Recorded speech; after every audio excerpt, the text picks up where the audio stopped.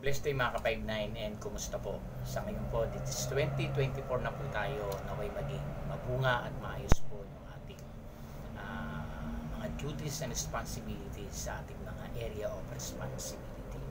So ngayon po, ang ating topic ngayon is about po doon sa ano ba yung nagiging lapses ng mga security officer or mga failure doon sa kanyang detachment kaya nagkakaroon ng malaking problema or imbis na magkaroon ng maganda at maayos na performance yung mga tao natin, nagkakaroon ng malaking problema.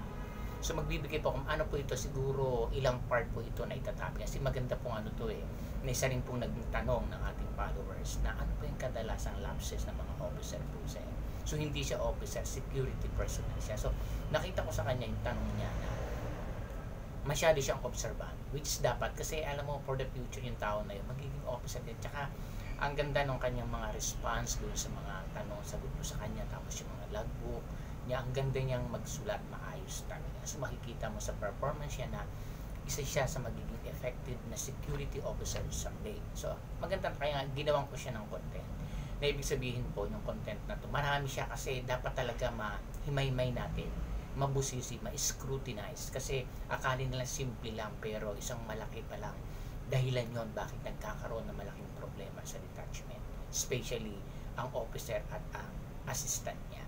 Kasi pag iyon na nagka-problema, isang malaking dagok mo sa detachment, kailangan pumapila yung agency dyan. So lapses muna ng security officer para at susunod yung assistant. So dapat nakikinig din ang assistant dun sa officer niya kasi siya pa rin sabi nga, he is the captain of the boat.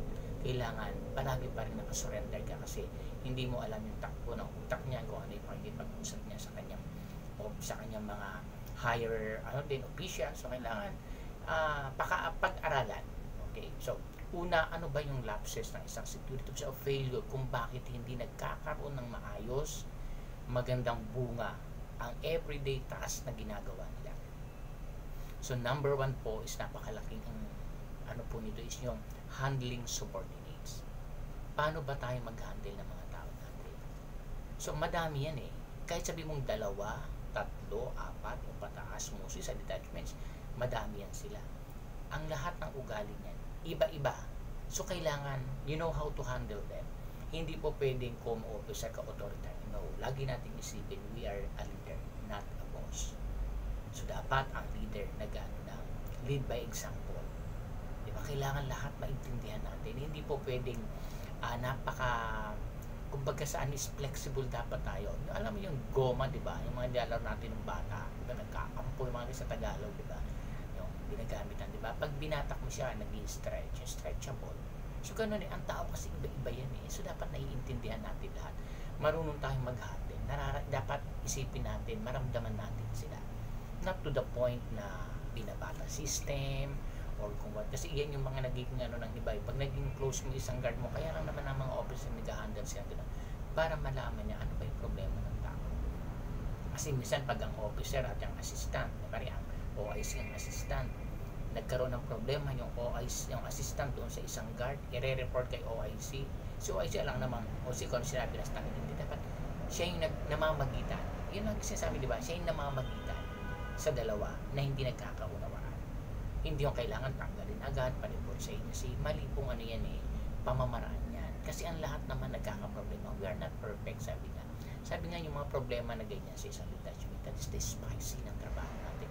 Hindi tayo makakawala dyan. Kaya lang, huwag nating palakihin pa. Kailangan tundukan agad. Bigyan agad ng solusyon.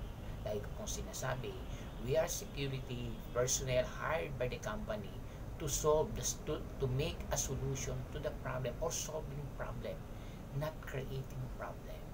Tayo nagsusolve ng problema, hindi tayo mag-create ng problem.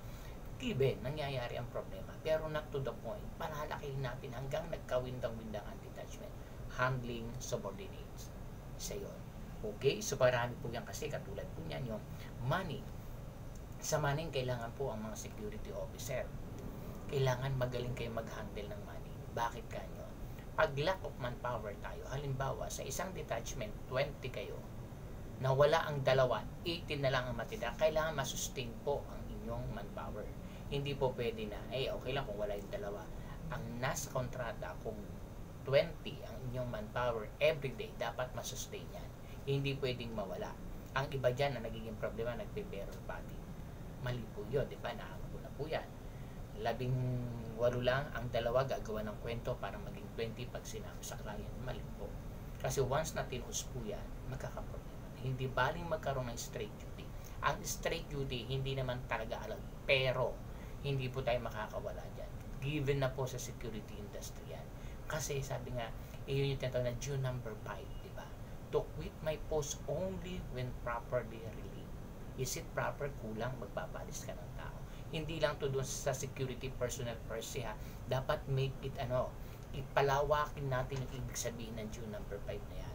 Kung ikaw walang kapalitan, na hindi ibig sabihin, kunyari may kapalitan, hindi ibig sabihin na, ay may kapalitan naman ako bahala si Sir dyan. Hindi po gano'n. Pwede kanyang ilipat sa ibang area kung iyon ang kinakailangan sa tawag ng tungkulin na binibigay sa atin ng officer natin.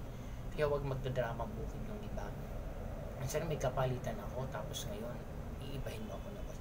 Kaya ako sa manin ko, hindi ako nagbibigay ng advance. Kasi dapat pag-aralan nyo pong mga officer yung paglalagay ng manning. Kasi kung ibibigay mo agad yan, 1 week ang manning nila, pangahawakan nila yan. Sabihin, sir, may kapalitan ako ngayon, ito si ganito, tapos hindi ba ako papauwi? Hindi siya pa-istritin mo, siya walang kapalitan. Mali po yun. Kasi titingnan ng officer dyan, yung kakayanan ng mga tao, at saka yung dahilan bakit kailangan ikaw.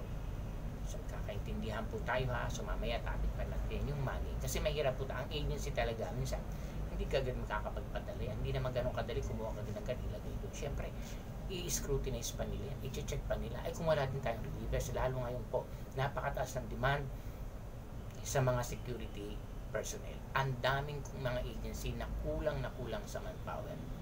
Ang daming applicant pero talaga namang kulang pa rin sa dami ng mga business na naglipa na ngayon na nagbukas. Sabi ko nga, maliit na yung lupa, ilang hektarya lang, 2 lang, halimbawa, or isang 1 hectare lang yan. Kailangan mga 3-4 na pwede. Ang building mo ilang taas yan.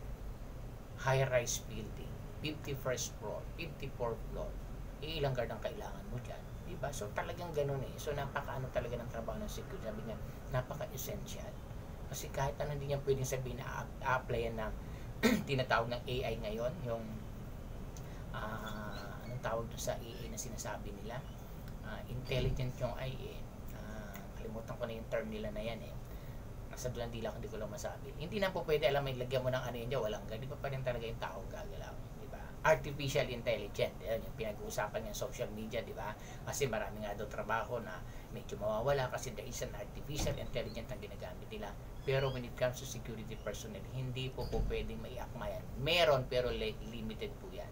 Anong ilalagay mo dyan, robot? Magkano ang mga robot ngayon, di ba? Or what something na gagawin nilang iba pa rin talaga yung gagalaw is tao, di ba? So yun po, kaya dapat po marunong tayo sa manpower. Kailangan marunong tayo magpaikot ng straight duty. Minsan kasi, lalo ditong, di ba, nagdumating mga December. Until now yan, kasi marami pang nakabakasyon. Maraming nag-file ng leave, or maraming mga area na augmentation pero nawala na this January, pero hindi pa babalik ng trabaho yung mga yan. Uuwi pa ng probinsya yan. I think mga February and March yan. Ganyan naman talaga mga natural, gusto rin magbakasyon yan, di ba? Ako nga, umuwi ako ng probinsya namin 23 ng umaga, 23, 24, 25 after namin mag-ano ng Noche Buena, biyahe agad pabalik na Manila kasi may trabaho na ako ng 25. Imagine, umalis ako doon mga siguro 12:45, nakating ako ng Manila is alas 3 na ng madaling araw kasi may duty ako ng 7 o'clock in the morning. Ganun talaga commitment sa trabaho na siyempre may mga bonus sa matagal ako pumasok, pero yung tawag ng tungkulin, iyon po yung mabigat na kailangan natin madala, maisa puso natin mga officer. Lead by example. Ako sinasabi sa mga tao ko, kayo ang lapit nyo lang o late pa kayo. Ako galing pa ako ng probinsya, nakarating ako dito. Kung gusto mo kasi madaming paraan. Totoo naman yung gas-gas na yung mga salita na yan Kung gusto, maraming paraan. Kung ayaw, maraming dahilan. Di pa ba tayo natuto? Diba kailangan po yung tawag ng tungkulin? Okay? So, dapat marunong tayong mag-ikot ng ating money. Hindi po pwede puro lang siya straight. Tingnan natin, nakapagpahinga ka na, ikaw naman. So, paano walang nagiging? Nakikita nila paano? Patas ang laban. Kasi iba yung sabi, bias na din yan. Wag po tayo kasi hindi natin alam yung sinasabi ng officer minsan Iba yung bias agad. Intindihin natin, pag-aralan natin. Huwag agad tayong magsasalita. May mga dahilan. Kailangan itanong ng maayos. Di ba? Kasi once na nagsalita na tayo, tapos na yan eh. Siguro kung mga sakay, nag-uusap lang kayo, bibi na, pero huwag mong gagamitin yung mga salita na kasi is part of an hearsay. Kasi walang proof eh. Di ba kung nakapag-usapan, baka, oo nga, tapos sasabihin mo, sabi ni ganito, hindi mo naman mapapanindigan. Sino nagsabi, ayaw mo magbanggit, saan mangyari? Ikaw ang maiipit ngayon. Di ba? So yun, dapat mga tao yan, mahirap i-handle talaga. Kasi, pero alam mo, kung meron lang tayong mataas na pangunawa, madadala natin ng maayos yan. Hindi na dahil sa pinatanggalin natin yan, pa-report sa agency. Pag ganun tayong mga officer, mababaw po tayo. Hindi mo kayo mag-handle ng tao pag ganyan. Siguro pag sobra na, ang dami mo nang ginawa talagang mga report or something na talagang nag-failure na siya, may mga, di ba kamaya, may problema lang personal yan. Matatapik natin po mamaya. So pangalawa po is, dapat mahaba ang pasensya ng security officer, mapangunawa. Not to the point na binabata-bata system or may tao-tao tayo. Hindi po yun eh. Kailangan bilang magulang, ganun po talaga.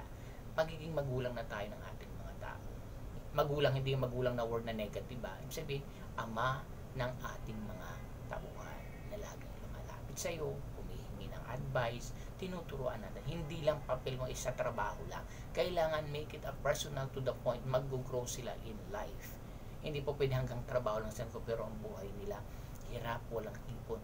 Hindi mag-grow ng maayos sa trabaho. Kaya ako talaga tinuturuan ko sila how to save money. Kaya ako nagbabasa ako ng mga about sa business din natural. Kasi pag ang tao, ang isang empleyado, maraming pera yan, hindi yan gagawa ng kalokohan at mag-i-enjoy magtrabaho kasi nasusustain yung kanyang mga plano sa buhay. Ano yung goal? Masasabi sa mga tao, ano yung goal nyo this coming 2024? Ako yung goal ko ng 2020, sabi ko nga di na tayo lalayo, nasustain ko na, may plan ako ng 2020, nagawa ko na. And then this 2024, I have also a plan and agenda in my life, natural. Hindi naman habang buhay andito ako sa trabaho ko. Magre-retiro din ako. Pag-retiro ko wala akong pera. Di nga. Di ba? Paano na? Kahit sabi mo may anak ka or what, lalo na kung wala kang anak, ano mangyari sa buhay mo? Pag may anak ka, wala kang pera, ano ka lang dyan, para ka lang roleta, tapon doon, tapon dito, ikaw naman dyan, pero pag may pera ka, naku, mahal na mahal ka ng mga anak mo. Hindi naman sa given yan, wag po tayo maging hipokrito, yung tinuturuan ko ay paano mag-save, dapat tinuturuan din po natin. Kasi kailangan po yun. Ang sabi, hindi na ho parte ng trabaho yan. Ang nagtuturo natin dyan, puro trabaho. Kung nagugutom yan, walang panggatas ang anak, makikinig ba sa atin? Hindi. Kung meron niya, nga, tama naman sa sarili niyan. So, ako, kahit sila negative siya, basta gusto ko matuto ko, matuto wala akong at least, nasabi ko ano yung gusto ko na ituro ko sa inyo. Ganun lang po yun. Huwag tayong magdadamdam doon. Hindi natin mabiblame yan, yung mga taong ganyan. Pero i-handle pa rin natin ng ayos. Next po dyan is, mga attitude. Siyempre, iba-iba ang attitude ng tao natin. Kailangan marunong ka mag-handle niyan. Ito minsan, kung magsalita, minsan ganun lang pala siya magsalita. Hindi natin masasabi. Attitude dapat kaya natin pakawakan. Na i-correct po natin kung may mali na po sila. Okay? So, next po natin is yung mga slow learner. Diba? Baka mamaya, mahina yan. Turuan natin. Fast learner, ganun din. Ilagay natin sa kung saan sila mas mapapabilis. Di po ba?